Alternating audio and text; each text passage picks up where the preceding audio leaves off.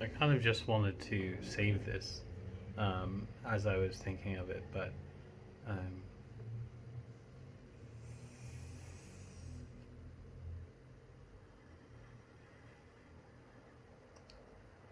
so this satsang is really a short satsang about um,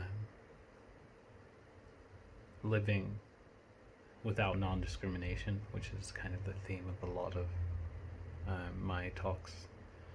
And in this case, we're going to talk about privilege and comparison. And so the notion of privilege is to try to identify attributes of an individual or a group that they thereby have an advantage in society. And I want to start off by first saying I did this analysis of myself and looked at the privileges of different people I saw. I've seen list on white privilege, I've seen list on black privilege, I've seen list on Asian privilege. And of course, when I reflect on my privilege, I see that it cuts across all of these, and there is no direct correspondence. In fact, I started thinking, wow, I'm actually quite privileged. I'm privileged to not have the baggage of um, sexism, trauma around that, or racial issues or trauma around that, or right. Currently, I've let go of a lot of like status and trying to get a job position and so forth, so I don't have much suffering there, and I feel quite free towards those things in a way that I feel other people are not.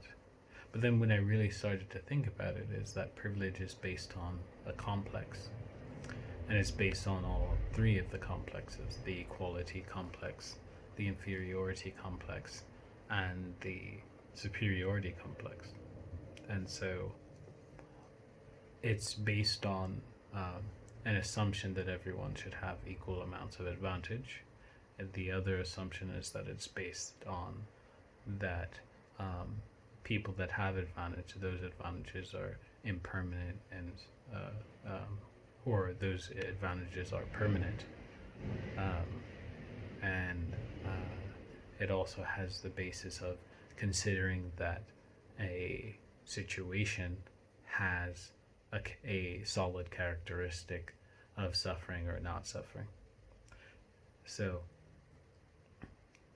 the I'll start with the permanence one. It's the idea that these advantages, that systematic injustices actually happen and create stable disadvantages. This is not possible. There's no teaching. If you look inward, you see that even your suffering is unstable.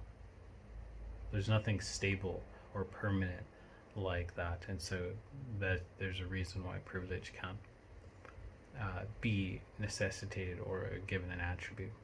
The other issue is that because when we assume permanence, we also are creating an image of a group or individual in our head, and then we're creating an object out of them, and then we're actually adding attributes to them, and people don't exist like that. So your projection of your own privilege is actually unstable. Even that is based on an image. So you've created an image of yourself and given yourself these attributes. So you are a piece of life unfolding, a stream, let's say, the closest, and that's not even getting at it all the way.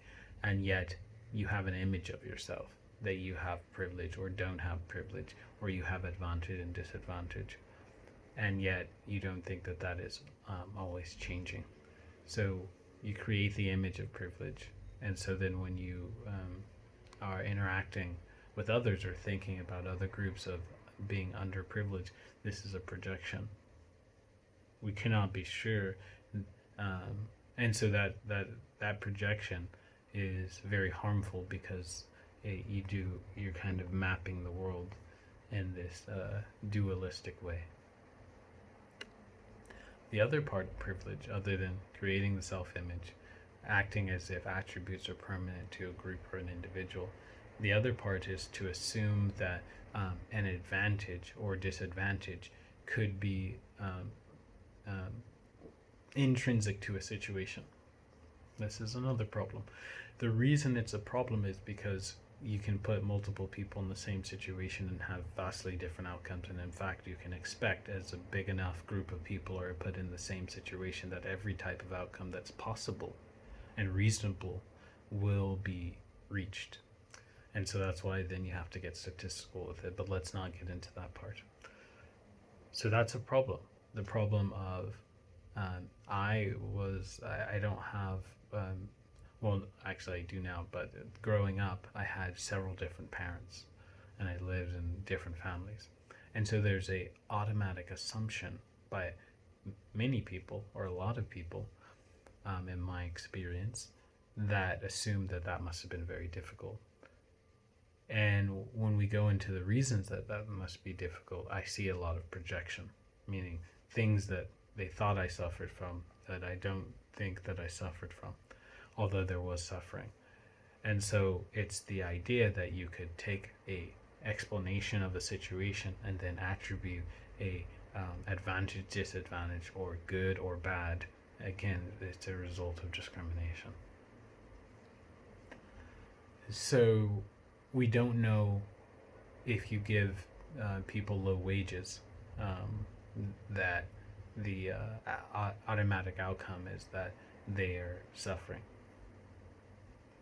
And in fact, if you take the paradigm of monkhood, you say, okay, well, if you look, there's people equal to them in poverty in society, and yet you could say that some of them experience life quite differently. So there's that. So then the last part is that it's based on comparison. It's based on these complexes. The idea that you can be compared to another is, again, first to create images of yourself with attributes as an object, and then to create images and objects of others, and then to compare them. Your piece of life, it's not possible.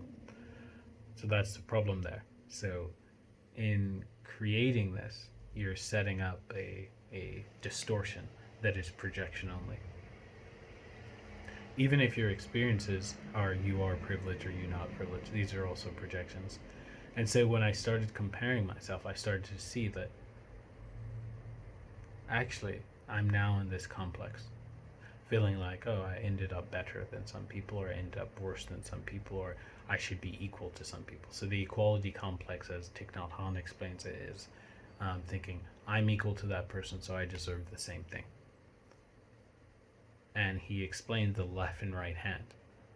He says his right hand, in my case it would be my left hand, has written all of my poems, but my right hand doesn't feel a sense of inferiority. And it's this, you have to look deeply into this. I won't go deep into it, but it's this fact of interbeing in emptiness, that we all come from, let's say, the same root, and we are all different branches, and our points of comparison are quite small-minded, in that we don't see that we're actually all connected. And so the duality is that advantage and disadvantage have to be together. You cannot separate them. And that comparison creates conflict. And so even now you could be thinking, oh no, well, if we don't compare, then we won't make things right.